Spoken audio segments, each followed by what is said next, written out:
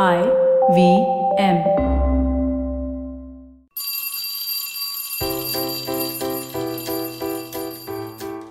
Hello, one. Hello, all. Welcome to the Diary of the Traveling Professor.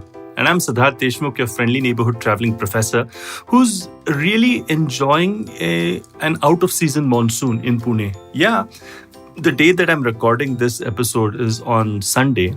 And the Tokti, or I don't know how to pronounce that cyclone that's raging from Kerala and about to hit Maharashtra and Gujarat is upon us. So the whole day began when I just woke up to a completely monsoony sort of atmosphere. I just wish that I could go out on a typical monsoon picnic that we used to before the lockdown happened. So I could just enjoy the breeze in my balcony and my terrace rather than just step out and go for a ride or something. But you know what? I really miss the transition from summer to monsoon. There's a certain anticipation. You can see clouds coming in from the southwest, and then there's a certain transformation, and it's beautiful. And transitions kind of remind me of another topic that Dipti had asked me. Shout out to her.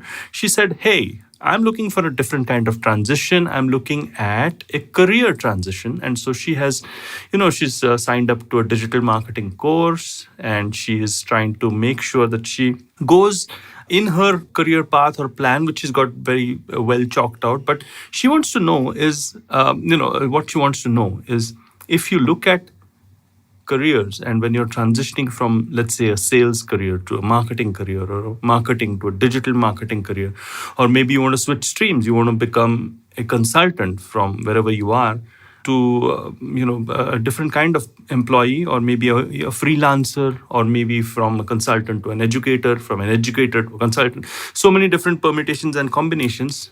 There's so many different transitions that we can actually have, right?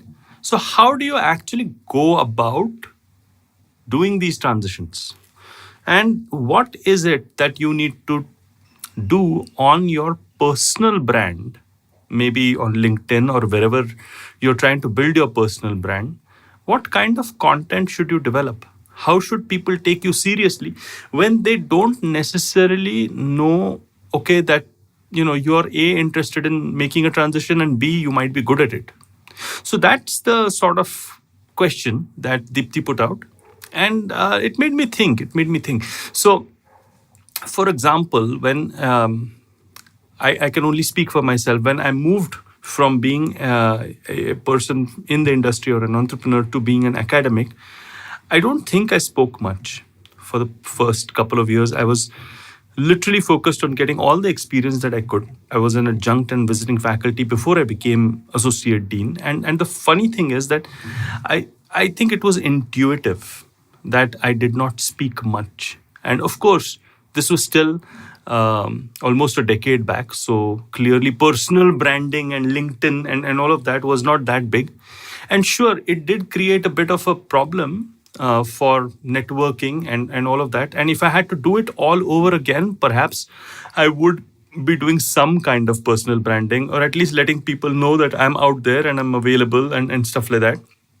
But I feel that because of my silence, it also helped me achieve a couple of things. The first thing is that it helped me build a portfolio and build experience amongst my students and amongst educators, that, hey, here's a guy who can perhaps teach well. So maybe we can give him more opportunities, right? So instead of trying to build an image, perhaps look at experience is the first lesson that I got. And the second lesson that I got was that I actually ended up becoming a little better at what I was doing.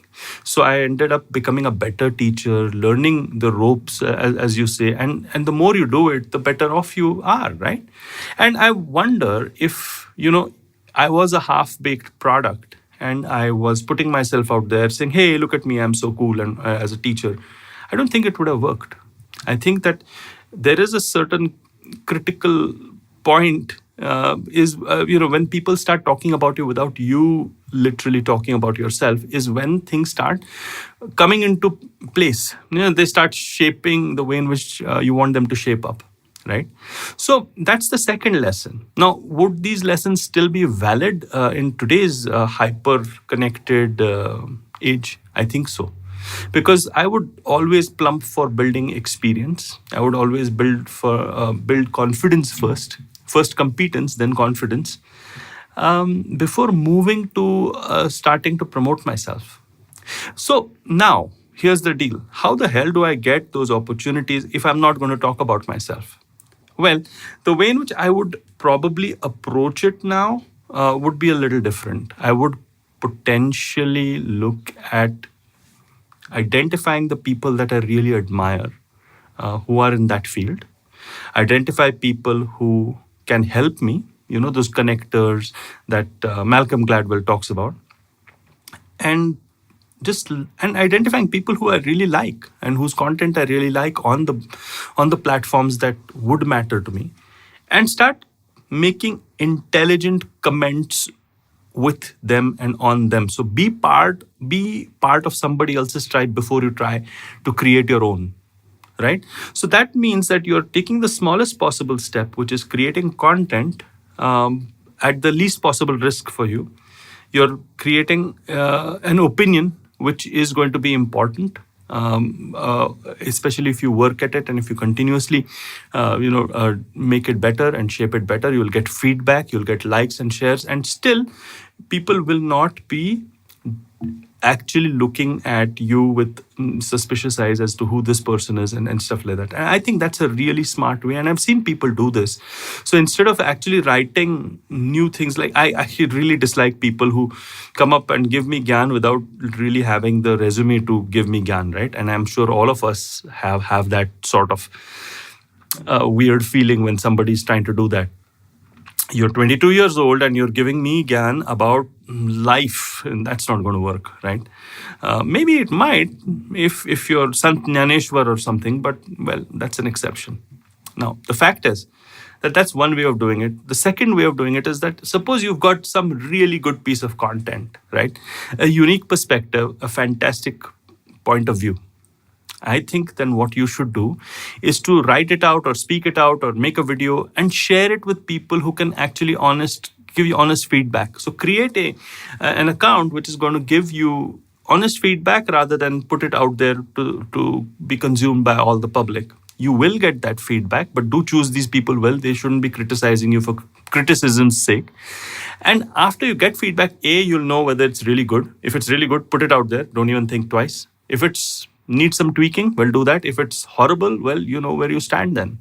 So these are my suggestions for anybody who's trying to put content out there, especially when you're looking at transitions. And you might end up actually having a lot of people commenting on what you're doing currently, right? Okay, so if you're in sales, you want to get into marketing, people might actually respect you for your sales experience. So how do you deal with that? You want to try and break out of that image and stuff like that. My recommendation is don't break out of that image. My recommendation is to connect that with some marketing funda in the example that I gave before. So connect what you're doing right now with what you're trying to become and maybe help people understand the bridge. I think that's a good starting point again. What do you think? I think this is about all the advice I've got for any person who's trying to build content during a career transition. I really hope that you found this useful. And if you like me and the kind of stuff that I'm putting out there, do follow me on LinkedIn and Instagram. I'm the Traveling Professor. And if you like IVM podcasts like these, well, there's many more like these. Just go to ivmpodcast.com or download the app or just go to wherever you are listening to your podcast and search for IVM. On that happy note then, see you soon. I hope you enjoyed that show. If you aren't following us on social media, please do. We're IVM Podcasts on Twitter, Facebook, and Instagram. I'd like to thank the sponsors on the network this week, Cred, TheWholeTruthFoods.com, and Seat Tires. We really do appreciate the support. So the last year's been tough for all of us, and the second wave of COVID really hit us badly. To help those affected by the pandemic in India, the podcasting community has come together under the Pod for Change banner to raise funds through an exclusive NGO partner, Give India.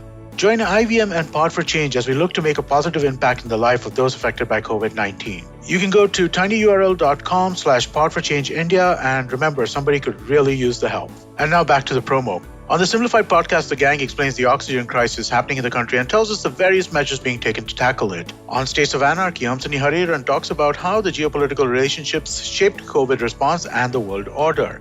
As Indians, we're all familiar with acid reflux or heartburn given the spicy food we consume. On The Habit Coach, Ashton has some simple solutions to counter that. Vatsama Maurya explores the iconic neighborhood of Dadar and tells us its connection to outer space in Postcards from Nowhere. It was Dangal time on The Fighting Goat as hosts Somesh and Arjun were joined by unbeaten MMA fighter and Commonwealth gold medalist Ritu Fogart. The traveling professor Siddharth Deshmukh shares examples of various innovations that came up during the COVID times and helped us deal with this situation. And with that, we hope to see you again next week.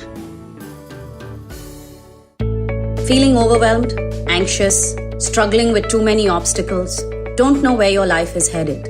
Well, if you are dealing with one or all of these, tune into the Positively Unlimited podcast because in each episode, I share a life lesson, a life hack, a pro tip that can help you get your life back on track.